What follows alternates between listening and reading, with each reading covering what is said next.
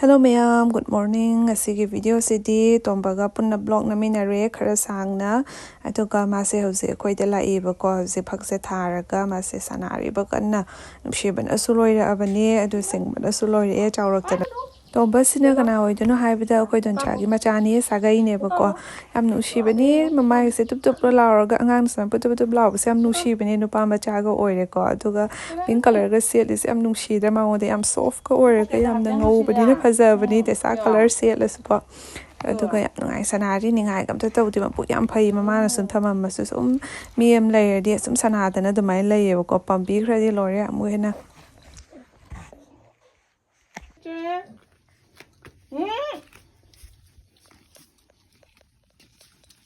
Hai chặt cái nữa, chuẩn bị bay rồi cả.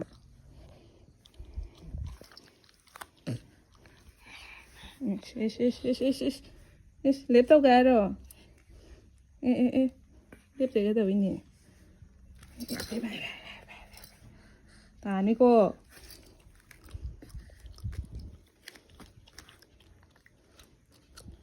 Yam Tomba su yam nungai na harau na sana sari aduga mana hauze hauze generate diapers na sagi little angel gi diapers ne ba kwa se ne yam soft oi ba angang da su comfortable oi ba do dumai da we ba kwa sigai no aduga magi khwangi elastic sisu yam na kan da ba yam soft oi ba do angang da sen matam da yam tight oi ga din nai da na kwa to ju kai no ki ko to gi da lip da yo tayo kan tayo ko thom ta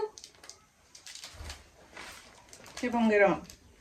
Mayam asise jolakwa matam desu swai area sida khangbang amakani bako aduga meran namtiba kaimta tawroi Mayam asige little angel gi diapers gi kwai fa ba haragadi asise yamna katani soft oigadi soft oibana angang sing desu set pam batam da yamna nungai bado yam comfortable oijaragadi moisu yam nungai na sanadana lejaidana ko adolaraga asige size se S2 extra large fangani bako aduga sise advanced leg protection so oigani diaper se kamaina set pi gani kamaina lautok pi gani asiga loi step by step iraga sum laitare aina hause tawjari sina m size oidoni asida 40 diapers yaurakane bako mayamna asige product se pampiraga di ai description da link hapcharamge Amazon Flipkart ta su loina phangbani bako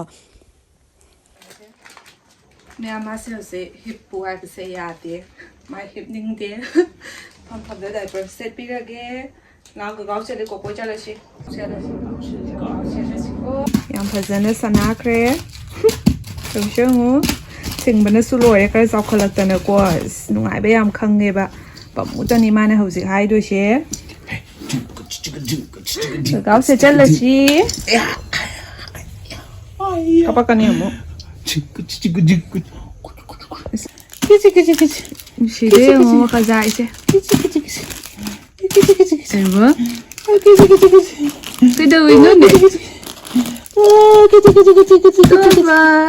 Ngaore tawro. Ngaore tawro. Ngaore.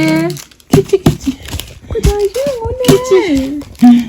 Kichi. Lawai shi po me kang kichi na. Kana hau pipi. Tomba. Kana na hau pipi. Phôi trao ấy chưa nhỉ? Tàu. Trẻ nó bầm bì đi ba. Trẻ con nó bầm bì đi ba. U đế trẻ con. Còn bơi nó lỗi không dần gì nữa u đế. Mày bác. Nó bay ba. Mamay một cái trái siyo, dandan, một cái trái dandan. Kanang kapal yayo. Ayah mak kucing mana terselui dah. Ayah, fajai ya. Ngaore tau se, ngaore tau se. Yang ni mak bag. Ngaore tau re. Tau ngaore tau re. Ayah macam tu dah nui sia. Ngaore tau re. Ish tunggu re. Ngaore tau re. Ba. Ngaore. Oh, ngaore.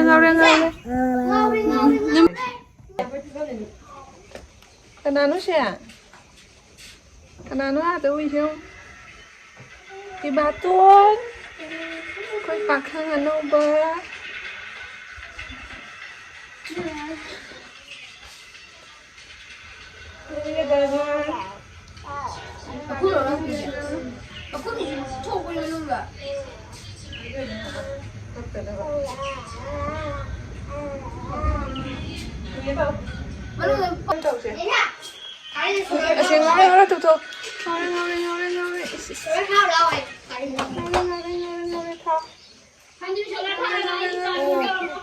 Ngaore cái hay đi. Bà bái đâu đó, bà bái xuôi đâu đi. Bye bye. Bye bye. Hay chứ. 야, 아저씨 이거 한번 같이 예쁘네. Nhưng mà bái thôi mình. Bye. Ngaore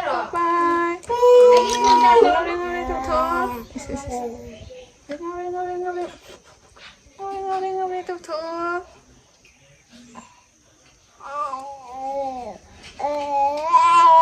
Ngaore thôi. Ngaore tự giác đi không cha? Tên mà đi.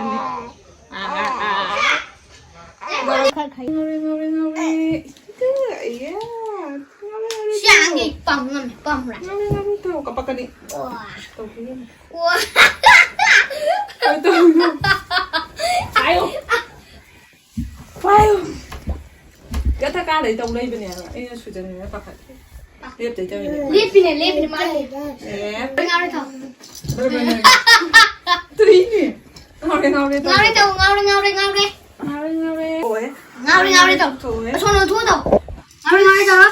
Quay mà làm nào basi. 네네.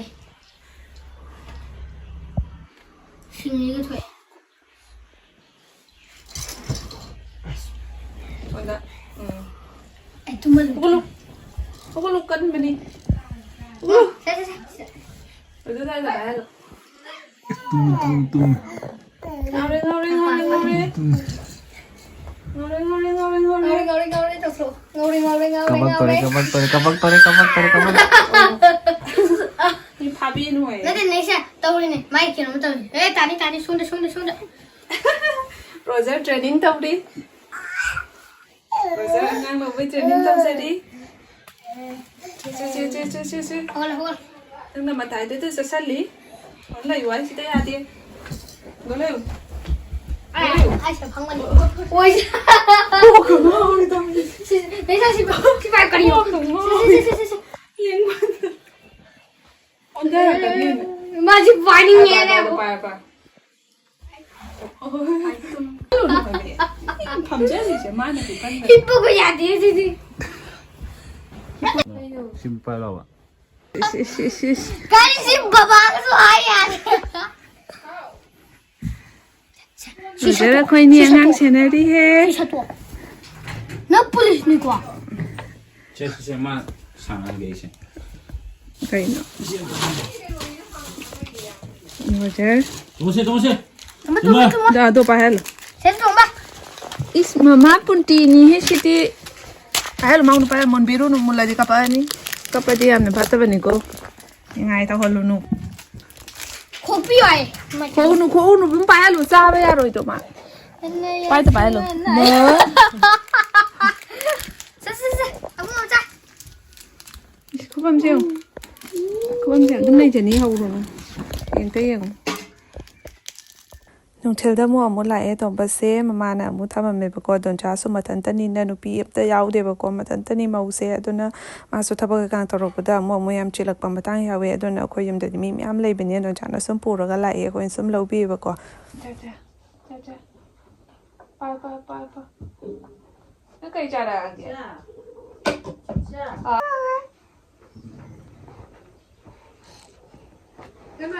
à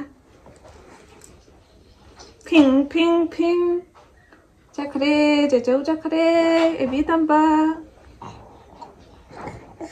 yes cái này điệp tới hoa này nè 누구 또 놔 따 nè trở lại 펌 thì cái cô tao rồi chứ cái cút cái nó tôm bơ to cái cút mà 빨리. ไป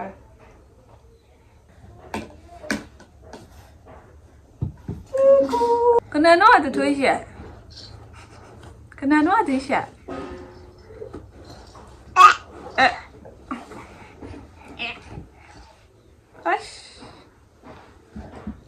no? Kanano ni? Lepi siya. Kanano lepi siya? Lepo, lepo.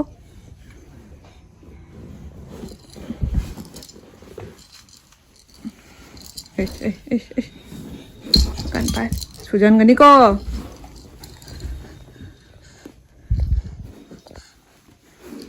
Nep. Kanano lepi siya po? Kanano lepi siya po? Kanano siya?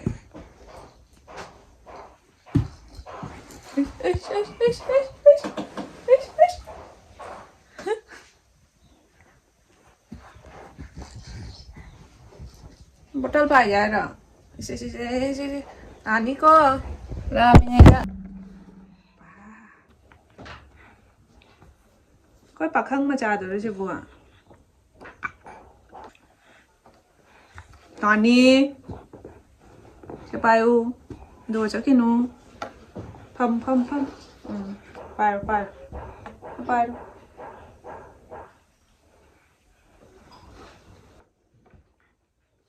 Tomba. Do cha ki nu be. Do la mo no on da ni. Che. Aya. Get good. Get good. Wow. Get good. Kind of. Say. Get good. Kind of.